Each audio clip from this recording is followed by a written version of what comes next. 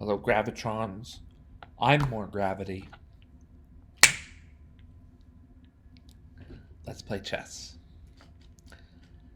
Okay, I finished a series of was it 1, 2, 3, 4, 5 games against this player. He he shared they beat me the first 4 games in a row, and I was able to manage a win in the last game, even if it was a inaccurate win. It still uh, felt good to get my first win of the day and to get my first win against this opponent as well. Sometimes we mark the first time you beat a particular person if they've been difficult for you in the past. You go to the chess club, you've lost 6 times in a row, but then you beat the guy. It feels good. It's sort of like you've cracked the caper.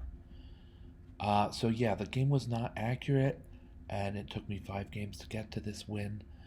And I want to say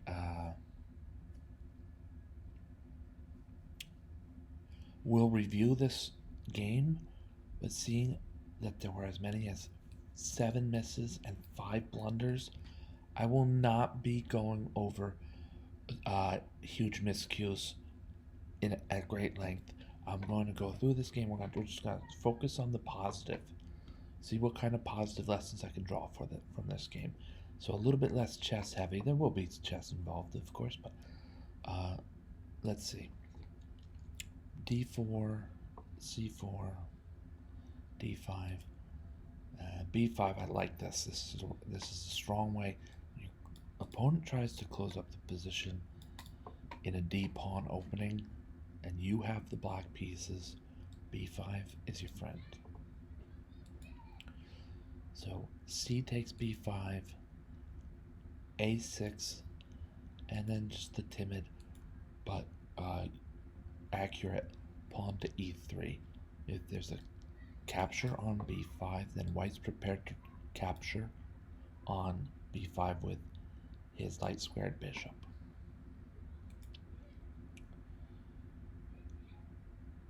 Queen to A5, then scaring the queen away.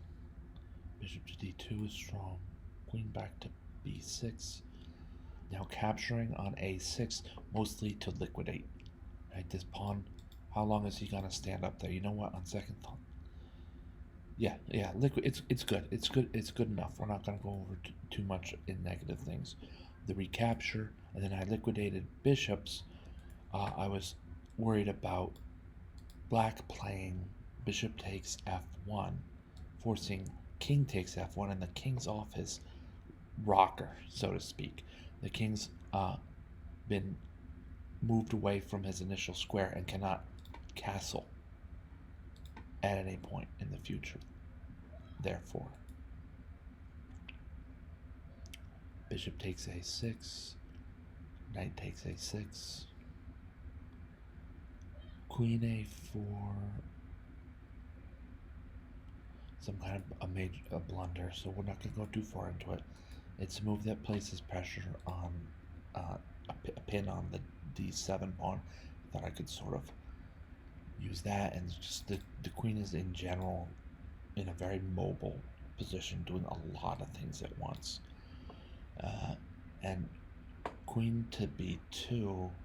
Now I had planned this move and played it, and then the queen was scared away, so white is a little bit better for that move.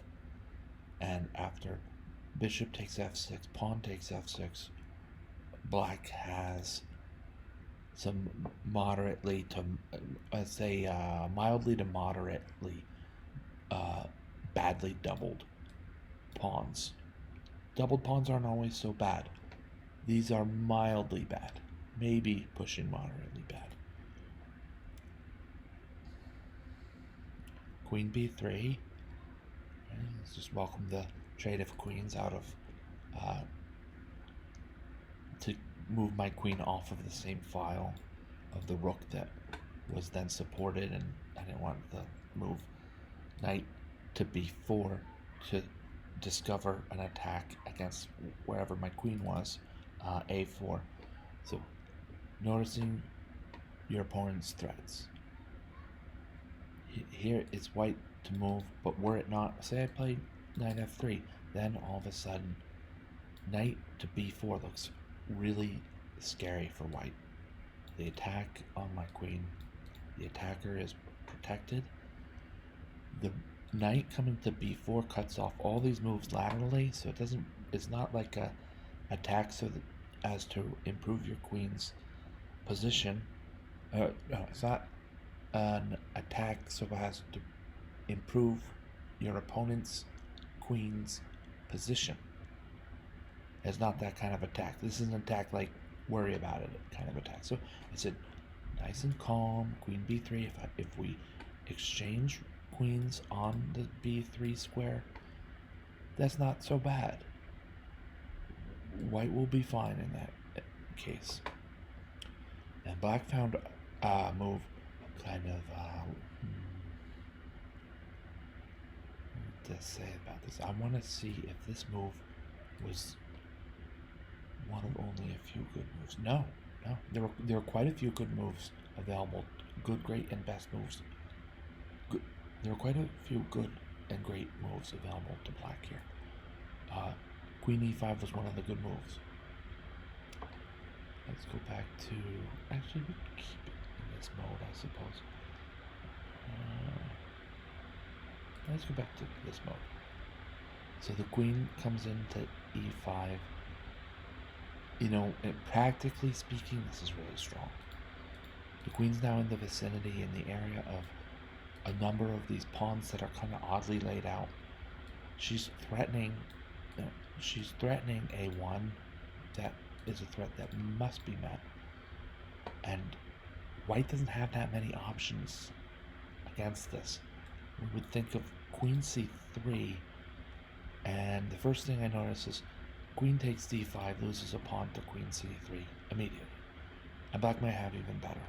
Who knows, maybe the knight's coming into b4. I don't recall if I calculated this line in particular, but it's all safe for black too, because you have the bishop covering c5, the pawn covering b4, retreats are covered by rook at a8. So white, this is tough. Let's go to the analysis, and I'll tell you why. Look, I found knight c3, and it's the best move by a lot. That's why I came to analysis, so I could brag about it. But also, sometimes you find the best move, and you deserve, just like I deserve, to feel good about that. Knight to c3 is a lot better than queen to c3.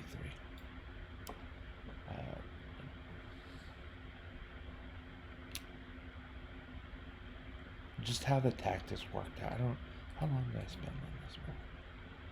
7:42. That was moved before.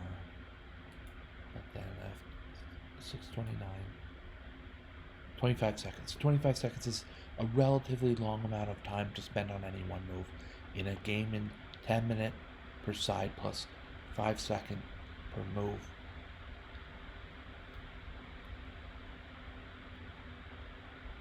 Increment. It's a 5-second per move increment that's added to a base of 10 minutes.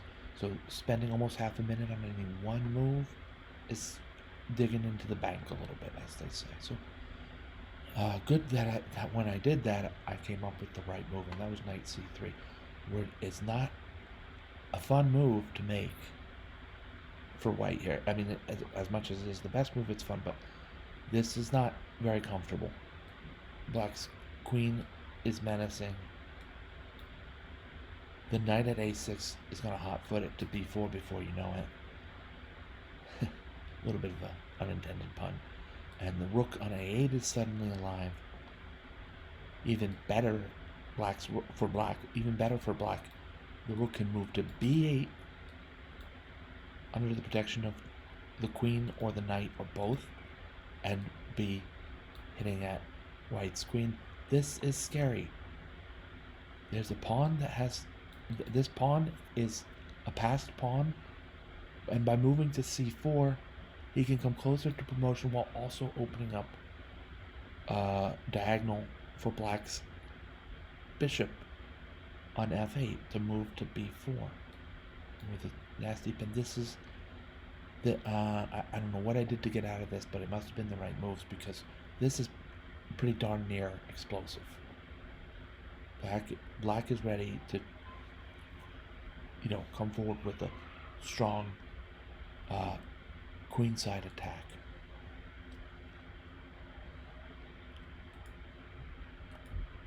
And now, yeah, the attack diffuses. Bishop d6. Did black need to play bishop d6? Is he really planning on allowing me one and then another move to castle? And then with a mate threat on h2 that can be blocked with g3? As a competitor, this is good, but this mate threat on h2 doesn't even exist until I castle into it. So, and then we're trying to stay positive, but this is positive for white. And knight f3 attacks the queen. She moves back to e7. That whole attack, all these pieces, and with the queen in the right place, just went up in smoke, as Cheech and Chong would say. It's gone. The whole attack's gone. White has strategy to effect in his own right now. Kingside castles is safe now that the queen's been bullied away, and black kingside castles as well. So we're here at it's white to move on the 16th move. Black has just completed his 15th move, and it's pretty darn. If you ask me, this is a pretty darn even board. It's not. It's dynamically balanced. I'd say it's dynamically balanced. Yeah. Knights on the rim doesn't mean a thing.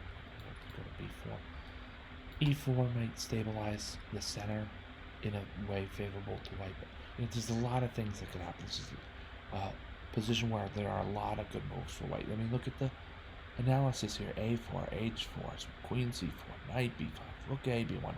These are all moves that are positive, that end up with a slightly positive position for white overall. So I chose a4.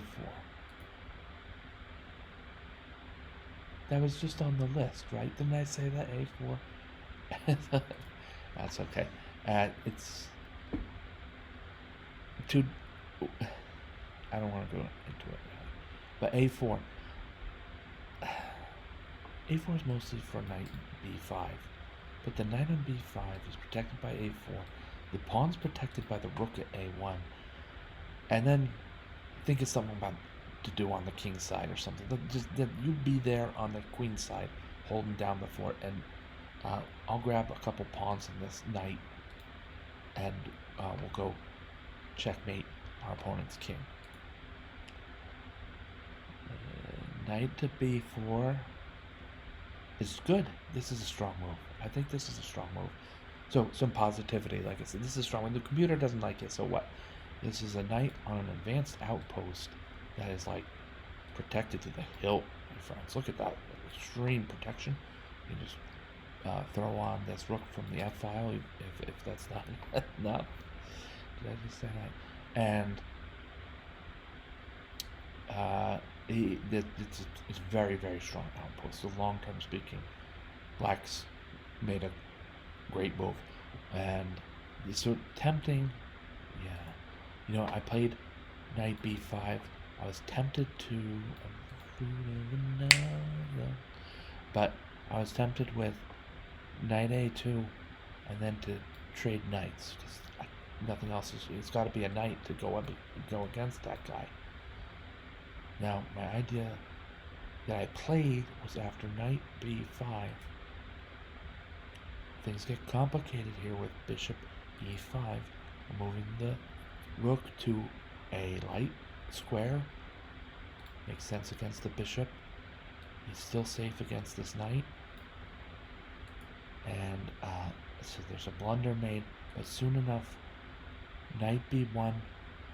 I don't know what the other move would be, but we gotta get rid of this knight on the outpost at b4. So knight b1 seems to make sense to me. Black plays pawn f5.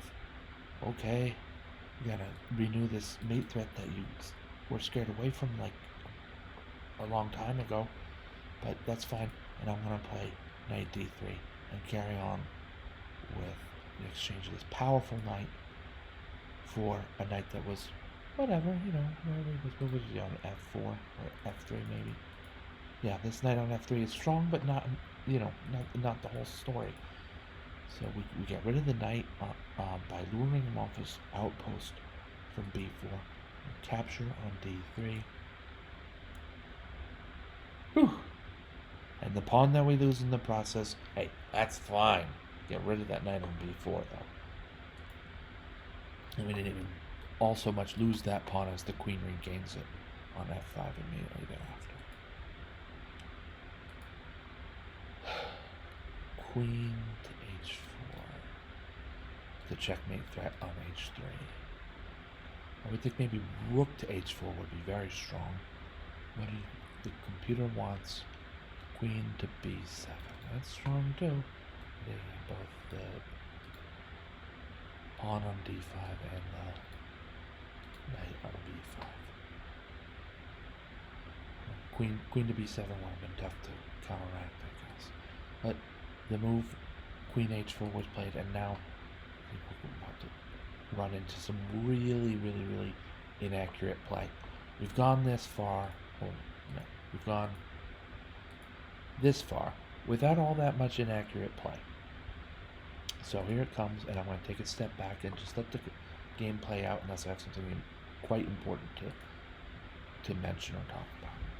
I'll break up the checkmating threat. That's important. So mention it. And the moves here become just inaccurate.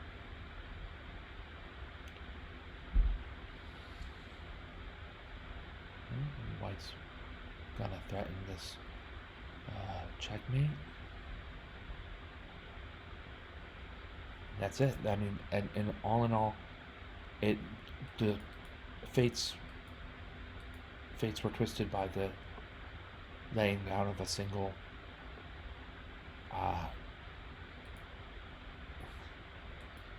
Queen f2 is not hiding there for nothing. It just tempts moves, forces black maybe to find the right moves. And after queen a3, this checkmate occurs because it's difficult to see. This is not a normal pattern. The checkmate, my opponent's back rank has been vacated, and only recently. So that there's this back rankish like threat against black's king here. Sometimes it's tough to see moves like that, especially, it's just not a normal pattern, that's all. And then even when I play rook b8 check, there's another step because of bishop d8, but it's a force move. It's the only legal move on the board. And after rook takes d8, that's checkmate.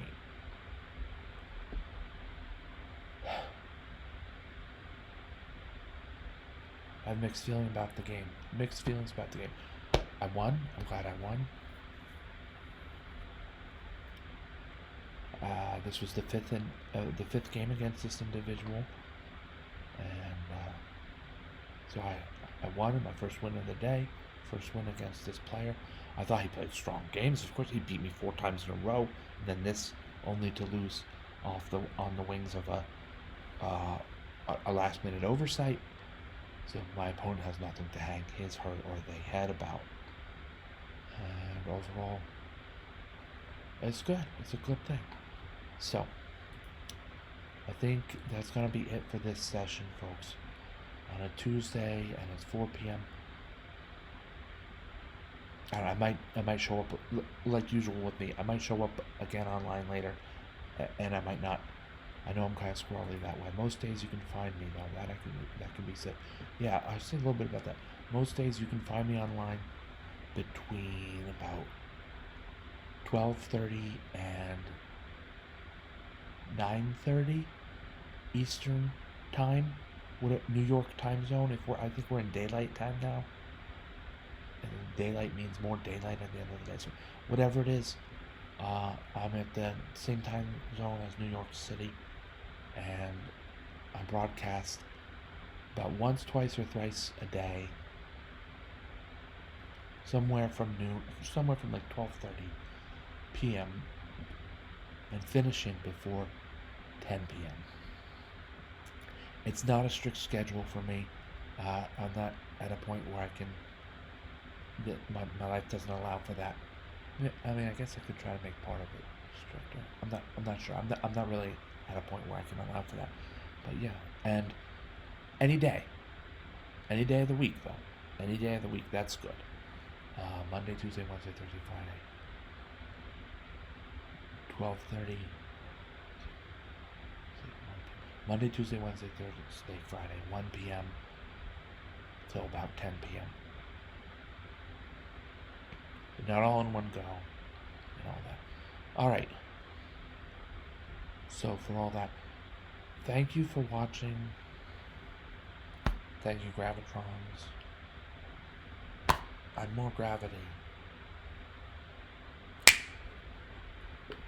Have a great night.